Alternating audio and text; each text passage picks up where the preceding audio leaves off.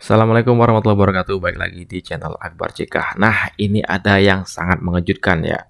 Info A1 dari mantan orang dalam soal adanya gerakan senyap yang ingin menggulingkan pemerintahan yang sah. Dalam hal ini pemerintahan Prabowo Gibran. Nah, seperti apa video selengkapnya? Tanpa berlama-lama langsung aja kita simak videonya berikut ini. Jadi ada semacam pengkondisian lah, ada semacam pengkondisian dan seolah-olah bahwa pemerintah ini akan gagal, sehingga narasinya adalah ya sudah kalau gagal ya ganti sekalian gitu. Ini yang mungkin dimulai dari situ. Tapi yang lebih berbahaya sebenarnya adalah pengkondisian teritorial atau yang disebut dengan human intelligence. Berupa apa itu? Pengkondisian teritorial itu adalah pengkondisian orang per orang. Jadi ini aktor, anggap saja ini pelaku ya, pelakunya misalnya organisasi X. Organisasi X ini kemudian berkeliling dari kota ke kota, menimbulkan basis baru dan melakukan conditioning intelligence. Beliau ini adalah Ridwan Habib, mantan tenaga ahli di bidang keamanan di staf kepresidenan. Ini nggak main-main ya, kalau namanya mantan orang dalam pasti itu menyampaikan sesuatu berdasarkan data, bukan berdasarkan katanya-katanya. Jadi kita masyarakat jangan mau nih kalau ada narasi-narasi yang menyudutkan pemerintah ya, yang berbau provokasi, itu jelas-jelas memang untuk menggulingkan pemerintahan yang sah. Dalam hal ini pemerintahan Pak Prabowo Subianto dan Gibran Raka Buming Raka ya. Ngeri ingin mendapatkan kekuasaan dengan cara-cara yang inkonstitusional. Gawat. Apakah Indonesia nantinya masih akan ada sebagai negara berdaulat atau hanya menjadi alat dari kekuatan global? Untuk memahami nasib Indonesia, kita melihat 3 kemungkinan skenario utama ya, after IKN ya. Skenario pertama, Indonesia menjadi Singapura raksasa. Ini global power yang menang. Jadi bukan hanya Jawa yang menjadi Singapura raksasa, tetapi seluruh Indonesia menjadi Singapura raksasa. Ini artinya apa? Global power menang. Skenario yang kedua, Indonesia terpecah belah. China dan US berbagi wilayah. China akan mengendalikan bagian barat dan tengah Indonesia, Sumatera, Kalimantan, dan sebagian Jawa. US dan sekutunya, termasuk Jepang dan Australia, akan menguasai bagian timur, Sulawesi, Maluku, Papua, dan sebagian Bali. Papua bisa dimerdekakan sebagai negara baru di bawah pengaruh barat. Hasil akhirnya, Indonesia secara teknis masih ada, tetapi secara de facto menjadi wilayah-wilayah dengan pengaruh asing yang berbeda. Skenario ketiga nih, Indonesia hilang sebagai negara. Global power, China, US setuju untuk mengerase Indonesia dari peta dunia. Skenario ini terdengar ekstrim ya, tetapi tidak bisa kita kesampingkan sepenuhnya. Jadi skenario yang paling mungkin terjadi itu adalah kombinasi dari skenario 1, jadi Indonesia menjadi Singapura raksasa, dan skenario 2, Indonesia terpecah belah. Kesimpulan, apa yang bisa dilakukan? Indonesia belum sepenuhnya kalah, tetapi sedang berada di persimpangan yang menentukan nasib negara ini di abad ke-21. Jika Indonesia ingin tetap berdaulat, maka harus segera memperkuat kemandirian ekonomi, teknologi, dan pertahanan.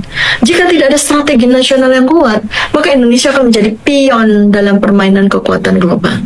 Masyarakat harus lebih sadar akan dinamika geopolitik ini, dan tidak hanya melihat IKN sebagai proyek infrastruktur biasa saja. Apakah Indonesia bisa bertahan sebagai negara berdaulat di abad ke-21, atau hanya menjadi wilayah ekonomi yang dikendalikan oleh kekuatan?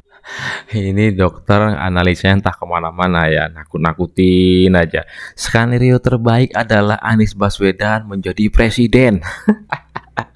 Harapan si anak abah. Ini nakut-nakutin aja si dokter yang satu ini. Aduh, kira-kira dokter ini buka praktek kesehatan nggak sih? Asing. Yang berkuasa adalah Pak Presiden Prabowo. Bapak di mana nggak dengar ini? Bapak juga jangan sampai dipermalukan oleh rakyat sebagai pemimpin yang nggak punya ketegasan. Dan jangan tuduh kami rakyat yang bikin ribut dan bikin gaduh. Ini semua gaduh karena pemerintah nggak jelas. Dalam hari ini pemerintahnya Presiden Prabowo. Mudah, ini bukan masalah sulit.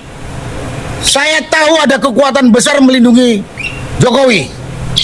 Baik itu namanya bekas jenderal, mantan perwira tinggi yang bernama Sunarko. Terakhir ia berpangkat Mayor Jenderal TNI Purnawirawan. Kita harus sebut ia sebagai penyakit demokrasi. Mengapa?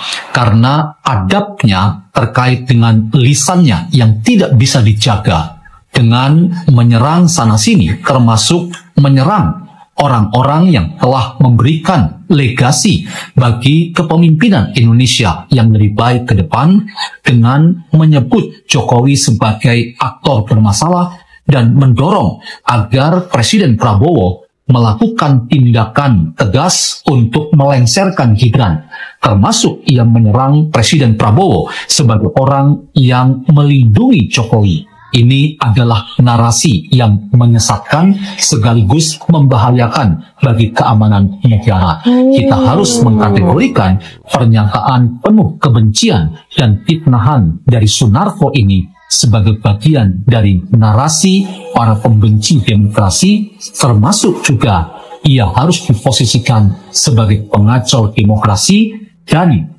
tindakannya itu bisa dikatakan sebagai tindakan yang dapat dikategorikan sebagai tindakan yang membahayakan keamanan negara. Mantan perwira tinggi dan luar biasa Sunarko ini ya, mantan Mayor Jenderal, dengan gamblangnya menebar fitnah, menebar kebencian ya, apalagi beliau menyebut dengan pemerintahan Pak Prabowo Subianto ini nggak jelas. Yang nggak jelas itu ya gelombang-gelombang mereka ya, yang nggak jelas, bisa-bisanya sebut pemerintahan yang nggak jelas. Nah, ini untuk kesekian kalinya saya memohonlah kepada pemerintah untuk menyetop gaji pensiunan purnawan ini yang terus-terusan menyerang pemerintah dan bikin gaduh, yang sebar kebencian dan fitnah. Ini membahayakan ya, membahayakan. Mohon maaf, teman-teman yang mengkritik itu kan juga mungkin pergi ke sana kemari kan lewat jalan yang dibikin oleh Pak Jokowi, ya kan, naik pesawat di bandara yang dibikin oleh Pak Jokowi, seolah-olah bahwa Pak Jokowi nggak ada warisan sama sekali. Gitu. Jadi itu visi aksinya Jokowi ya. Iya. Nah, kalau di surveinya indikator ini kan sebetulnya ada pertanyaan-pertanyaan mengenai mengenai banyak persoalan, dan memang ada gradasi di situ, harus diakui. Ya, kepuasan secara umum 75%. Yang paling tinggi itu menjaga toleransi keberagamaan 86%, menyediakan pelayanan kesehatan yang terjangkau 85%, membangun sarana transportasi umum 84%, menyediakan pendidikan yang terjangkau 82%. Ya memang masih ada sih soal yang tidak puas ya, soal pendidikan terjangkau ini ada berapa? 16% yang nggak puas. Ada, bukan nggak ada sama sekali. Tapi kan mayoritas 82% puas. Menjaga ketertiban masyarakat 82% puas. Kebebasan berbicara 74% puas, yang tidak puas 21%. Nah, ini yang mungkin ada Mas Ulil ya yang mengatakan bahwa kita hidup di dunia itu atau menilai kinerja pemerintah itu jangan cuma satu dimensi aja, jangan cuma satu aspek gitu. Jangan satu kemaslahatan aja, misalnya kayak demokrasi gitu. Tapi ada kemaslahatan yang lain yang disebut sebagai multiple maslahat itu gitu loh. Jadi ya memang teman-teman yang kontra ini kan punya pola untuk menyederhanakan persoalan itu kepada satu dimensi, misalnya soal demokrasi misalnya. Yang kedua, semuanya ditarik dan disalahkan kepada Pak Jokowi. Ya, soal demokrasi, kebebasan berbicara kalau menurut masyarakat kita kan masih 74% kepuasannya. Misalnya indeks demokrasi dibilang turun, saya pernah bilang ya nggak apa-apa turun, nanti naik lagi gitu. Sengaja saya nggak lanjutin omongan saya pada waktu itu, biar rame lah.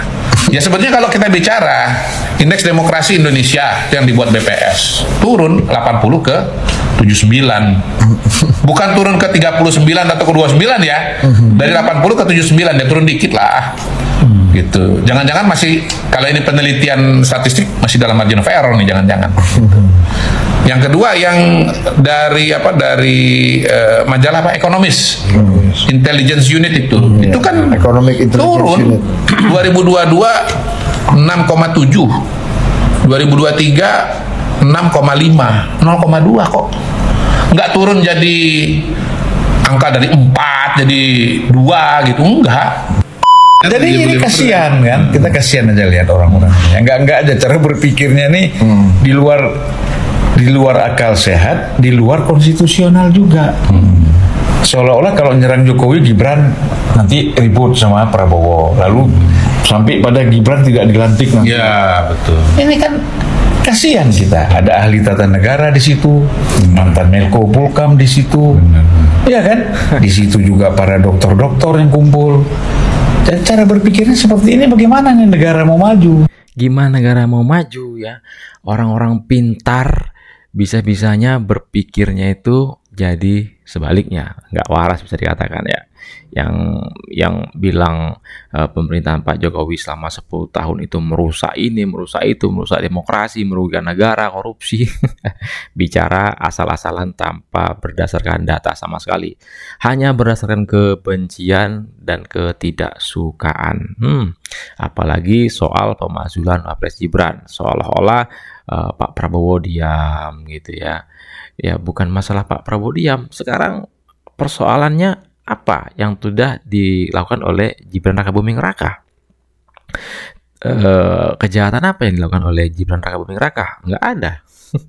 Bisa-bisanya minta Gibran dimakzulkan, menyalahkan Pak Jokowi, membenturkan Pak Jokowi dan Pak Prabowo Subianto. Nah, kalian bagi yang terus-terusan menyerang Pak Jokowi ya, selama pemimpinan Pak Jokowi itu melakukan tindakan kejahatan, merusak demokrasi, korupsi, segala macam, nggak ada sama sekali nilai positifnya Pak Joko Widodo. Nah, sekarang kira-kira nih yang sudah dibangun sama Pak Jokowi, contohnya sajalah ya infrastruktur. Kira-kira yang benci sama Pak Joko Widodo itu menggunakan infrastruktur yang dibangun di era Pak Jokowi tidak? Jalan tol contohnya. Pasti mereka pakai kan jalan tol. Ya. Kasihan sama mereka ini ya. Sudah diselimuti kebencian hatinya. Tapi kita doakan semoga yang benci dengan Pak Jokowi, yang benci dengan Gibran, yang tidak suka dengan Pak Prabowo Subianto, dibuka pintu hatinya, diberikan hidayah oleh Allah Subhanahu wa Ta'ala. Dan dia orang nggak tahu diri. Kenapa saya bilang nggak tahu diri? Nggak mampu tapi maksa. Kurang lebih sama dengan bapaknya. Kasihan nggak kita dengan anak cucu kita? Malu nggak kita sama founding fathers negeri ini yang udah mendirikan negeri ini dengan darah dan jiwa? Kalau tidak mampu tapi maksa, nggak kebalik, nggak kebalik. Yang nggak mampu itu junjungan kalian, Pak D, Pak Kumis, Anies Baswedan. Nah, kenapa beliau tidak jadi presiden? Ya, karena memang itulah jalan terbaik yang mereka ini menentang takdir yang sudah ditentukan oleh Yang Maha Kuasa ya. Berarti intinya junjungan kalian belum jadi presiden karena beliau memang belum mampu, belum saatnya. Ini memaksakan kehendak kalian ini, kebalik-balik. Makin hancur. Saya cuma itu aja, dua hal sebetulnya yang mendasari saya. Malu sama bapak dan ya mungkin kakek saya yang dirikan negeri ini, yang ikut andil di negeri ini dengan darah. Kalau kemudian sekarang ini hancur lebur, habis itu takut saya anak cucu saya ini kalau nanti negara ini hancur lebur. Betul. Gibran gak pantas jadi tokoh muda panutan bangsa. Guys, meski udah jelas banget kalau pemakzulan Gibran itu sangat sulit terjadi, tapi gelombang kritikan gak ada hentinya loh. Bagi peneliti media dan politik yaitu Buniani, Gibran itu punya sejarah yang buruk dan gak cocok jadi tokoh muda yang dijadiin panutan. Dia udah pakai kata-kata gak pantas dari akun Fufu Fafa dan ngerusak konstitusi lewat keluarganya. Buniani sendiri terus meminta agar DPR dan MPR itu segera memproses pemakzulan Gibran sesuai tuntutan banyak pihak. Menurut kalian gimana guys? Emang bisa segampang itu memakzulkan wakil presiden? Mereka boleh jujur soal kealpannya mereka di masa lalu. Kalau tidak parah itu aman, Bang. Ya, dalam kasus beberapa calon presiden Amerika yang kemudian tidak jadi nyalon karena tidak jujur dengan masa lalunya waktu kuliah, waktu di di high school gitu ya. Makanya Obama tuh langsung jujur kan. Dulu waktu muda saya pernah nyimeng. Iya. Jadi oke, itu masa mudamu, sekarang kau berbeda. Itu yang membuat dia. Yang tidak boleh itu berbohong, Bang. Ini akun bukan akun saya. Nah, ternyata terbukti itu akun dia, itu bohong. Itu kan udah keturunan. Itu susah gitu.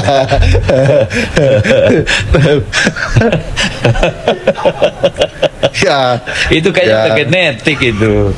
Kalau dosa turunan ini agak berat ya. Tapi saya termasuk yang percaya tidak ada kejahatan yang diturunkan, kecuali kemudian ya paling nggak ditiru, nggak diturunkan. Poinnya anaknya kemudian mengikuti jejak ya.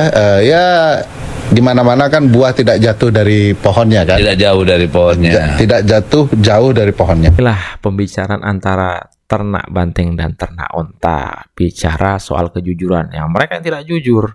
Selama kepemimpinan Pak Jokowi, banyak hal-hal positif, hal-hal baik yang dinikmati sampai dengan saat ini oleh masyarakat Indonesia. Ya, itu atas jasa-jasa Pak Joko Widodo. Nah, silahkan ketik komentarkan di kolom komentar terkait video kita kali ini. Jangan lupa like dan subscribe-nya. Saya Barceka. Assalamualaikum warahmatullahi wabarakatuh. Salam sehat selalu. Bye.